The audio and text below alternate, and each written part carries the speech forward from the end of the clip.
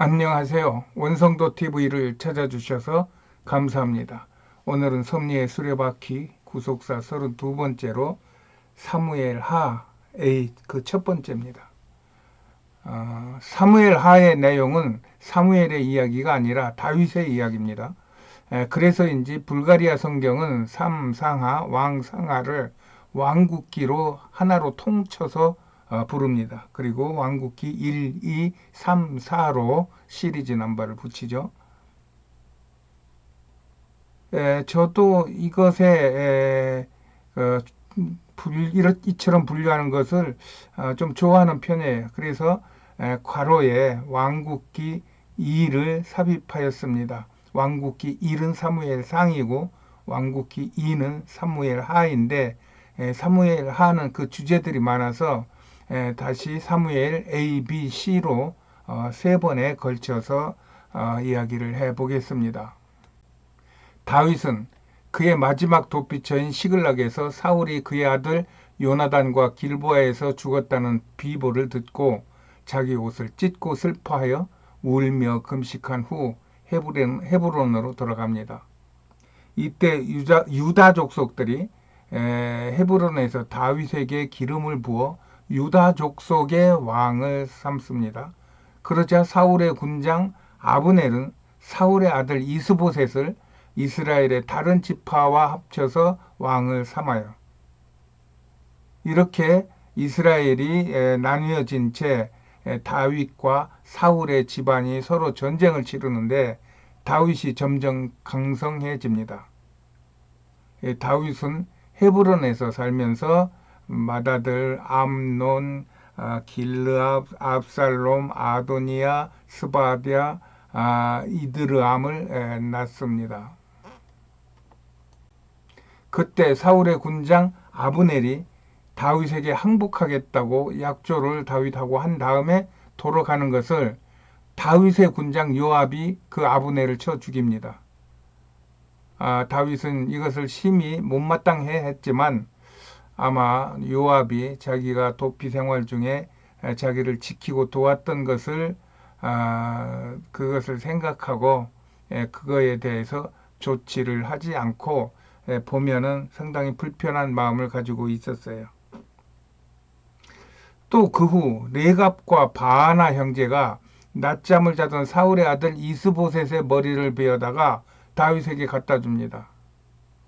그랬더니 다윗이 기름 부은 왕을 죽였다고 오히려 그 형제들을 죽여버리고 그 이스보셋의 머리를 얼마 전에 죽은 아브넬의 무덤에 함께 장사를 치러주면서 그들에게 애도를 합니다.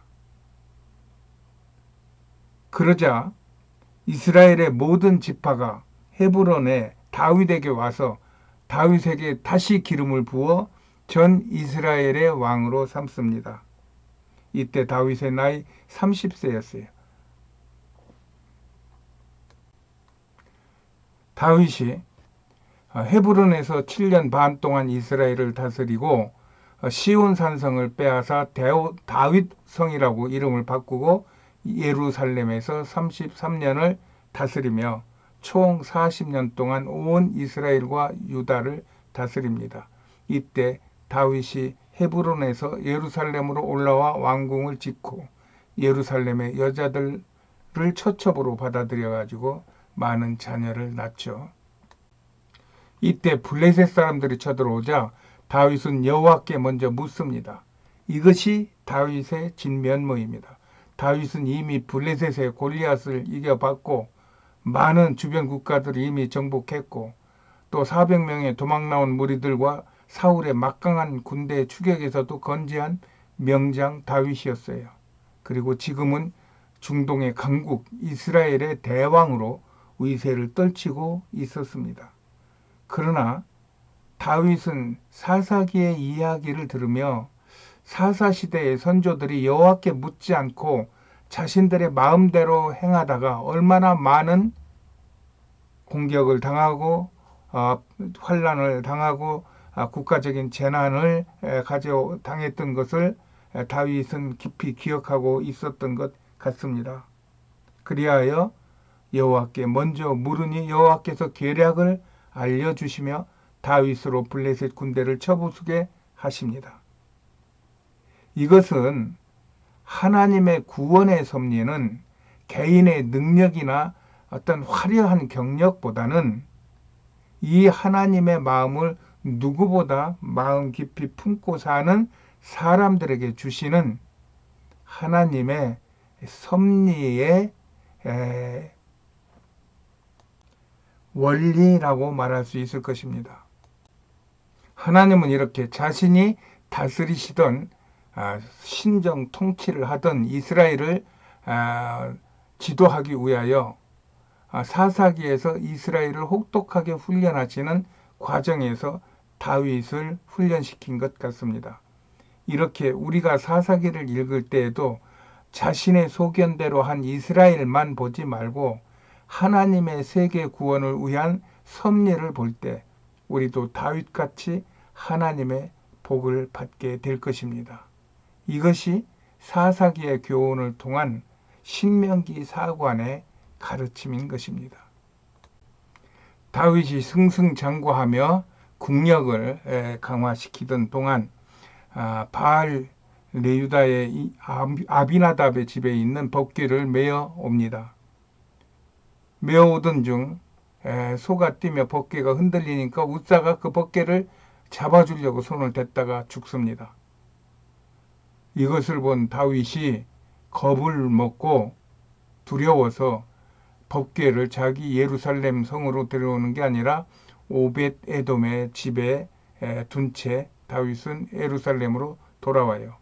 그러자 법궤가 오벳 에돔의 집에 있는 동안 여호와께서 오벳 에돔의 집과 그 모든 소유에 복을 주십니다.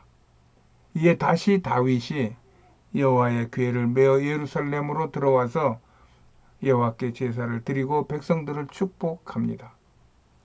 다윗이 하나님의 궤를 자신의 집에 옮겨 놓은 후 성전을 건축하려 했으나 여호와께서 선지자 나단에게 내가 다윗을 위대하게는 만들겠으나 성전은 그의 아들 솔로몬을 통하여 건축하겠다고 약조하시자 다윗이 여호와께 경배하며 주께 감사를 합니다. 이렇게 다윗은 자기 뜻으로 다 정하지 못하는 하나님의 뜻이 있음을 알았던 것 같습니다. 그래서 자기가 이렇게 하고 싶어도 얼마나 하고 싶었겠습니까? 또 그만한 힘이 있는데 그러나 여호와께서 아니다.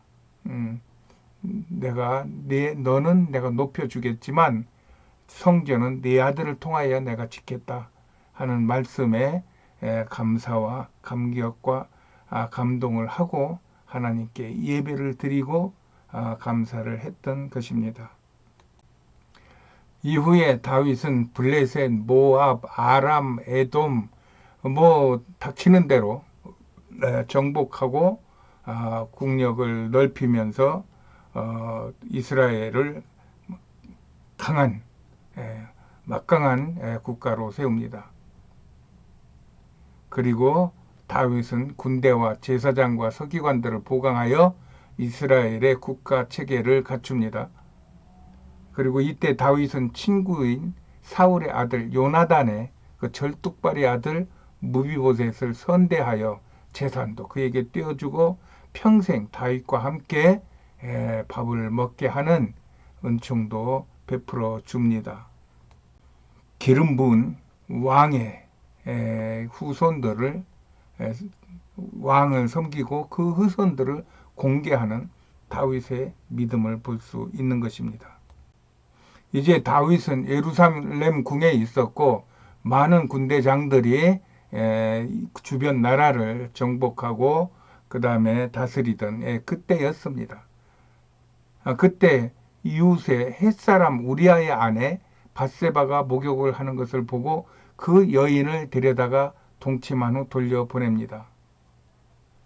그 여인이 잉태하자 다윗이 악한 꾀를 내어서 여인인 남편인 자기의 장수 우리아를 죽게 해버립니다.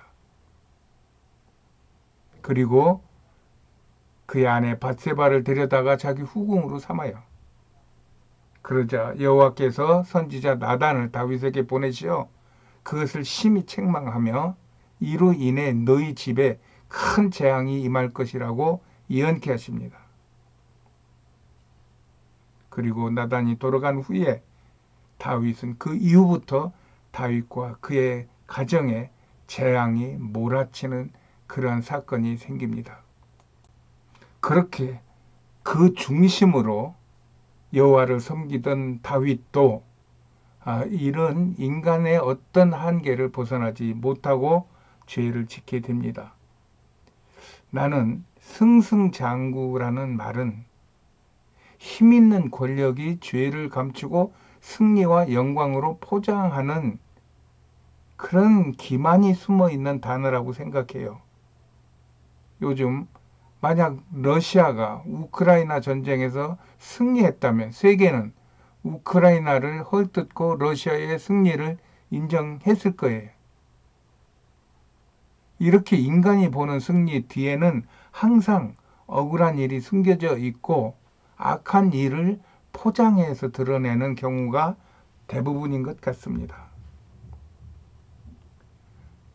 그러나 예수님의 승리는 인간적으로는 멸망이나 또 좌절입니다. 괜히 젊은 것이 뭐 좀 특별한 게 있다고 까불다가 세상 권세의 정의의 심판을 받은 것입니다. 그러나 예수로 인하여 구원받은 그의 백성들은 인간이 도저히 어찌할 수 없는 죄와 죽음의 모든 문제를 예수님이 십자가에 자신의 생명과 함께 못 박아 주시고 그를 믿는 자에게 자유와 생명과 승리의 복을 주신 것을 알고 예수님을 경배하고 그에게 감사하고 충성하는 것입니다. 이 예수님의 죽음이 이렇게 우리의 죄와 죽음과 잘못과 모든 약한 것들을 대신하여 죽어주시고 그 대신 우리에게 생명과 축복을 주셨다고 하여 예수님의 구원을 우리는 대속이라고도 말합니다. 그래서 하나님의 책망, 진노, 재앙 이런 것들이 막 쓰나미 같이 몰려올 때 이런 것들만 먼저 보면 안 된다는 것입니다. 이런 자신의 생명까지 내어주신 대속의 주인이신 예수님 앞에 나가서 솔직하게 자신의 죽음과 자신의 죄와 자신의 불법을 회개해야 한다는 것입니다. 이것이 우리가 환난 당할 때 해야 할 일이에요. 그 시편 환난 당하는 것이 내게 유익인 것은 이런 환난을 통하여 내가 주의 율례, 즉 하나님의 공의, 즉 진노하시되 피할 길을 예비하시는 하나님의 사랑, 예수님의 사랑을 깨닫게 되기 때문이라고 말하는 것입니다. 이 고난 중에서 감사할 줄 아는 그리스도인이 진정한 행복을 누릴 줄 아는 행복자의 삶을 살게 되는 것입니다. 이렇게 하나님은 다윗을 통하여 우리에게 이런 신앙의 본질을 가르쳐 주셨고 이것을 예수님이 완성하신 것입니다. 우리도 다윗의 신앙을 본받아 험한 세상에서 자신과 세상을 이기고 진정한 행복자의 삶을 살고자 하는 것입니다. 사람을 보지 말고 만물을 만드시고 다스리시는 하나님께 영광을 돌리는 삶으로 행복한 삶을 사시기를 축복합니다. 할렐루야. 오늘은 여기까지 하겠습니다. 안녕히 계세요.